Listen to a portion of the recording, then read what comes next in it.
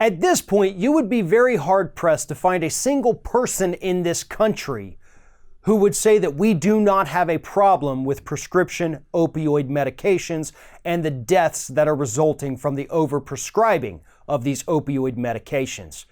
So it makes you wonder, right, why we're not seeing any action whatsoever from Congress.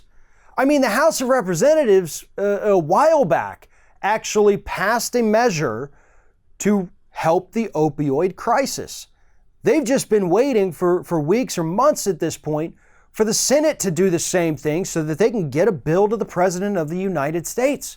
Well, according to a recent report by the Washington Post, the consensus among health experts here in the United States is that the reason the Senate has not put forth legislation to address the opioid crisis is because Mitch McConnell doesn't want to. At least, not yet.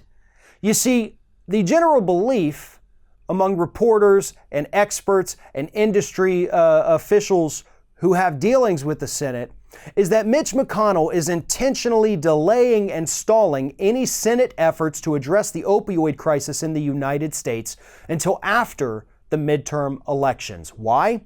Because he is afraid that if they do it now, or if they do it before the midterms, it's going to allow vulnerable Democratic senators to go back to their constituents with a win.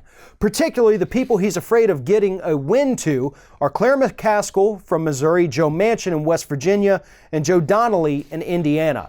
And here's the thing about all of those Democrats. Not only are they very moderate Democrats, they also happen to reside in states that have been hardest hit from the opioid crisis, especially Joe Manchin, the corporate Democrat from the opioid-riddled West Virginia.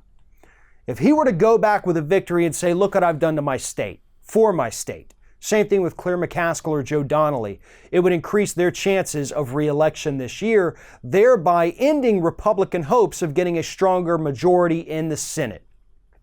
Mitch McConnell is playing with people's lives.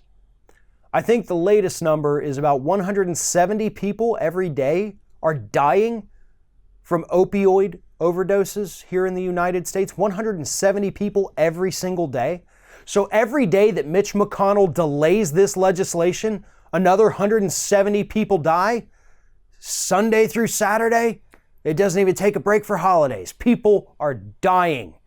And Mitch McConnell would rather play politics with it than do something about the problem, regardless of how it affects the 2018 midterms. Some issues, McConnell, you need to understand this, are bigger than politics. And if you're the kind of human being that wants to play with people's lives because you think it's going to benefit your career personally, then you're the kind of human being that doesn't deserve to be serving the American public because you've forgotten what that means. 170 people every single day, upwards of 42,000 people per year dying. And Mitch McConnell's okay with that, as long as it helps Republicans keep a majority in the Senate. I want everyone to remember that when they head to the polls this coming November.